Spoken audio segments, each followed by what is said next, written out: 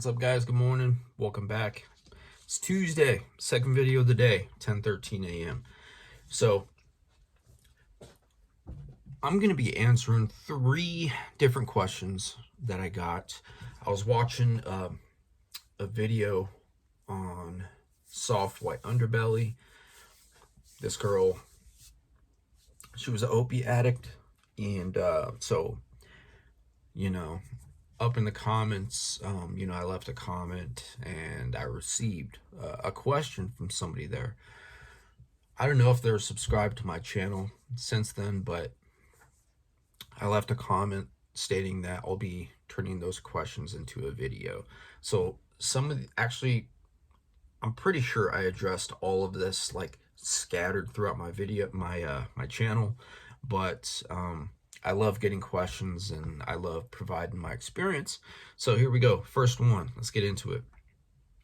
What made me able to leave the life of addiction? So as you guys know, I was addicted to opiates for 13 years. Did a lot of partying prior to that, right? Started smoking weed at 18, first drink at 19. Once I hit the bars, man, that just became damn near a daily thing. Just trying new things, meeting new people, and just wilding out, right? So did that for multiple years, and then once the opiates came into my life, they took over. I stopped all of that. I would still drink sometimes after work with a coworker or whatever, but I did the drinking like on and off. But opiates every day, right? Every day. Sometimes the opiates don't agree with people's body, but for me, it thoroughly agreed, and I thoroughly did it. I mean, I thoroughly enjoyed it, and I did it every day. You know what I mean? So, so fast forward, right? In and out of detox, uh, jails, so many close calls getting arrested, right? And then, eventually prison. Did that, was there for a year. Ended up relapsing about a little over a year after parole, and, in and out of detox again, right? So, as time progressed, as time went on, after multiple times getting knocked down, I just got tired, right? I was getting older. I didn't quit because, well, maybe, I guess, right? As time goes on, you mature and all that. But, as time goes on, you just get sick and tired of being sick and tired. And I was getting knocked down and barely getting up, you know. Got knocked down a lot, barely got up, and then got knocked down again. This was all due to my decision making. My decision making stemmed from my addiction. So time went on, right? Getting kicked out the house, pawning things, stealing things, and I don't do that when I'm sober, right? I have no reason to. So yeah, like out of all the bad things I did, I knew I was doing bad, but the addiction always overweighs, like it trumps all that, right? It trumps the morals, all that crap, right? So, you know, the last time I went to detox, man, I was just defeated. I felt defeated. And I mean, ultimately, it's a cliche, right? You just have to be sick and tired of being sick and tired. But that was my case. And went to detox and then went to rehab for 4 months. That's how I did it, man. Been good ever since. And man, sometime throughout my stay in there, something clicked in my head. I guess they call it the psychic change. Um, it happened, and I decided to thoroughly apply myself, and give myself a chance. I got a sponsor within the first, I don't know, maybe first couple weeks, a month, or whatever, of being in rehab. And, that was a really good experience. I'm super thankful for it. And I'm just glad I stuck it out. And yeah, that was ultimately what made me able to, leave the life of addiction. Second question: how did you manage to stay clean? methadone, right? That solved the that solved the physical dependence of opiates, right? I tried Suboxone 3 different times. Those were 3 different fails. I didn't have the energy and I guess the willpower, the drive to apply myself at the time to the Suboxone program. Um, it's crazy to think about, man. I would always stack the Suboxone and still get high, right? And whenever I ran out of money ran out of money or in between paychecks, I would resort to the Suboxone, right, just to get through till I got my paycheck, and then the party continued. And then when I ran out of money, I had the Suboxone. So did that multiple times. It gets tiring, right? It gets tiring. The line and the weight loss. I used to work at a hotel, multiple hotels, and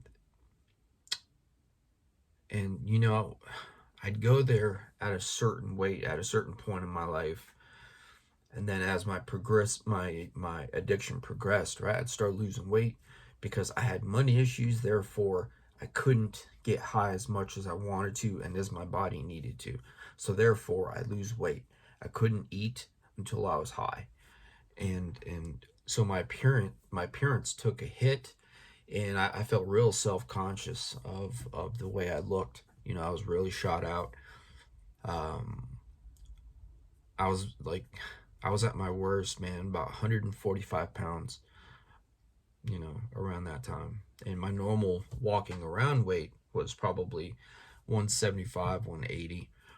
So, yeah, it was really noticeable. My cheeks would start sinking in, clothes would be hanging off, and my overall energy, my overall demeanor, and overall approach to life just took a big hit, man. And yeah, it wasn't fun at all. It wasn't fun at all. Um, and I guess in regards to today, how I'm still staying clean is I started my own business reselling clothing on eBay.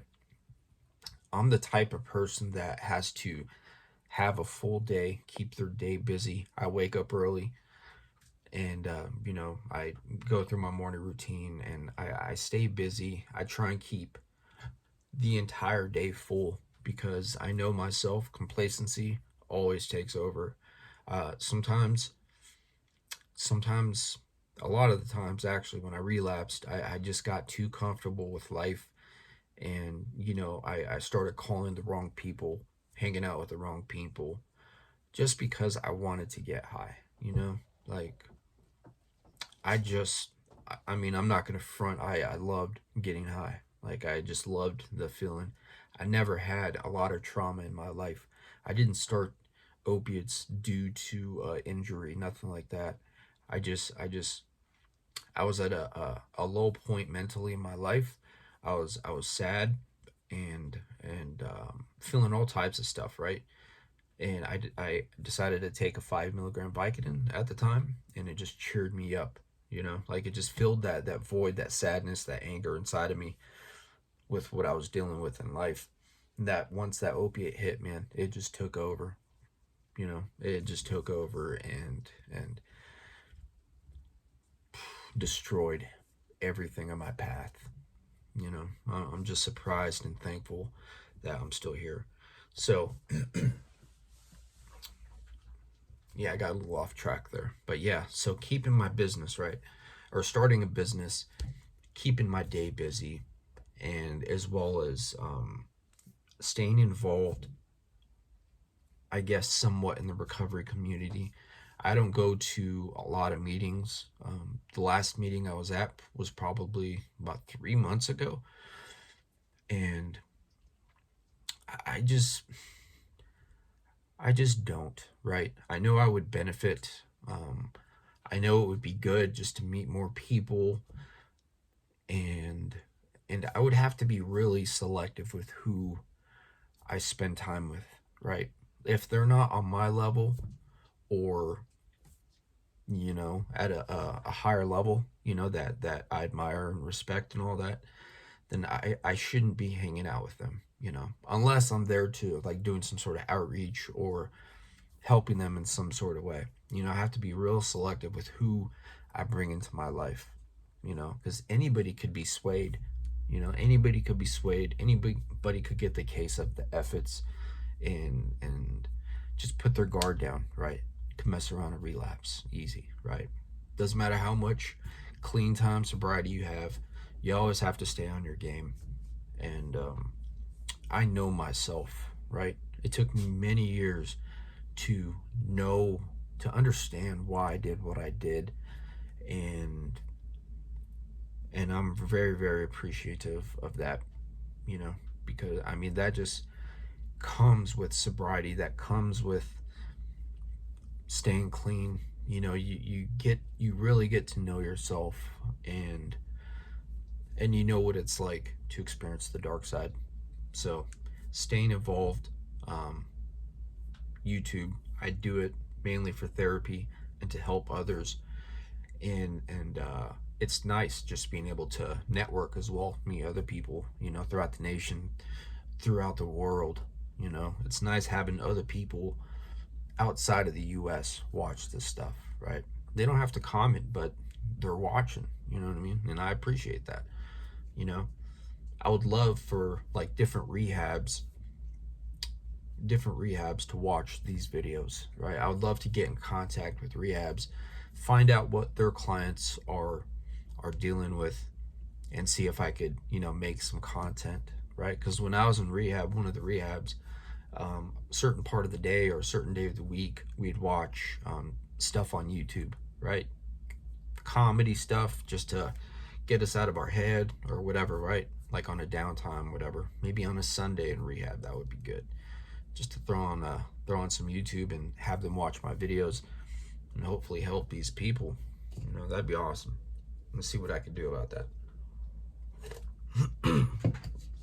So, yeah, like I think I've said before, I'm gonna start going to more meetings, but I just haven't. Right? That's just how life is. That's how life is that way. That's why I don't like saying I'm gonna do this, like certain commitments or whatever, because sometimes that doesn't always fall through, and when it falls through, it doesn't feel good. So yeah, so we'll see what happens with that, man. Like I would love to start going to meetings at least maybe once a week. I just have to put that in my schedule, find a meeting that would be interesting and somewhat close by, and do that, right? So just staying involved with YouTube and keeping my day full, as well as working out, being there for my dogs.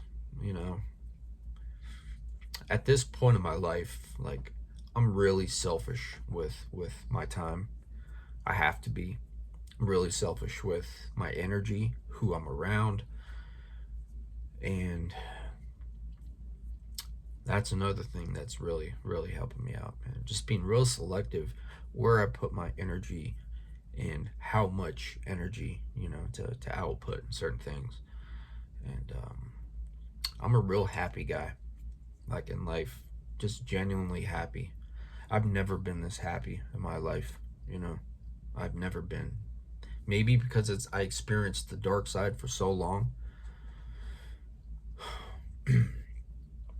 Like I don't want to go back, you know. So like I am just super grateful as to where I'm at. And I hope everybody out there, feels what I feel and more. So, third question. Did I go to therapy and meetings? Yes, multiple times, multiple therapy and a lot of meetings, Prior to rehab, I went to this one therapy place, right? It was students. I guess they were going to school to be a psychiatrist or something like that. And there was therapy offered at a certain place here in Tucson for free. So you book a meeting, and get with a therapist, student, whatever they're called, right? There'd be a camera in the room, and it would just be a standard therapy session. So that was pretty cool. I was in my addiction there. So I mean, that was a pretty cool experience. You know, I hope they're doing well. At that time, I didn't reveal everything. You know, I kind of had to go at the time, right? It was just, I had to go due to the way I was acting, and my parents at the time just made me go. I was probably in my 20s for sure, you know, but it was just one of the attempts by them to help get me clean, right? So yeah, I've been to also one of the rehabs. There was a psychiatrist there, and I got to meet with him every week, and that was really cool. That was really cool. That was at the last rehab I was at, and also the first rehab I was at. There was um, a counselor there, right? And that was the first time somebody ever got through to me. It felt so weird. I felt so vulnerable. Um, but that was really cool, and I'm really grateful for that experience. But in meetings, yeah, I've been to tons of meetings, right? The last rehab, they took us to outside meetings, a AA meeting, pretty much every day except for some of the days on the weekends. But yeah, and then I've been to plenty outside meetings as well. So, but yeah, I think that's about it for this video. If you guys have any questions out there, you know, I love answering questions. I feel I'm at my best when I'm providing some sort of value, right? Sharing my experience, and yeah, this is pretty cool. I love the questions. Keep them coming. Hit me on Instagram, Righteous Monkey. It's all one word, Righteous Monkey, or Gmail, Righteous Monkey Official, all one word, Righteous Monkey Official. Hit me up. You can ask me questions, whatever. Drop the questions or comments in the video. If you like this video, like it. If not, you don't. Then that's about it, guys. Thanks for listening.